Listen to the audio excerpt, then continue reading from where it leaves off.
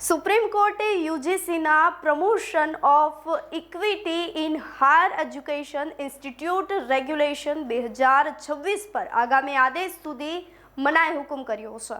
શું છે સમાચારો, શા માટે આ નિયમ લાગુ કરવામાં આવ્યો હતો તેને લઈ વિગતવાર ચર્ચા કરીએ। નમસ્કાર, આપ જોઈ રહ્યા છો ન્યૂ ભારત ન્યૂઝ અને હું છું આપની સાથે વલ્લરી વ્યાસ। યુજીસી દ્વારા 13 જાન્યુઆરીએ સૂચિત કરાયેલા નવા નિયમો અત્યારે કાયદાકીય વિવાદના ઘેરામાં છે।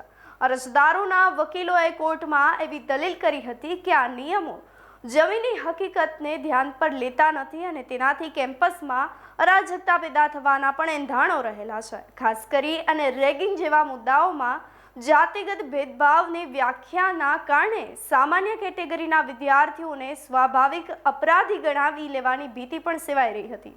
તો સીજીઆઈએ આ મામલે સરકારની સમીક્ષા કરતા પૂછ્યું કે શું આપણે જાતિવિહીન સમાજની વિરુદ્ધ જઈ રહ્યા છીએ?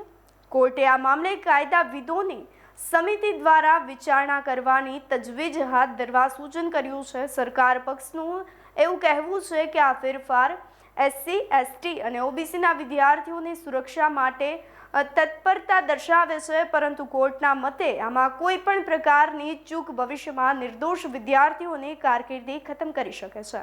આ વ્યૂહાત્મક લડાઈમાં હવે સરકાર કેવું ડ્રાફ્ટ રજૂ કરે છે તે જોવાનું રહ્યું। તેના પર હાલ સૌની નજર ટકેલી છે, પરંતુ અત્યારે તો સુપ્રીમ કોર્ટે ફરમાન જાહેર કરી દીધું છે કે નવા નિયમના અમલ પર પહાડ જેવો રોક લગાવવામાં આવી રહ્યો છે। આપનું શું માનવું છે અમને કમેન્ટ કરી ચોક્કસથી જણાવશો। તેની સાથે જ અમારી ચેનલ ન્યૂ ભારત ન્યૂઝને લાઇક, શેર અને સબસ્ક્રાઇબ કરવાનું ભૂલશો નહીં। નમસ્કાર।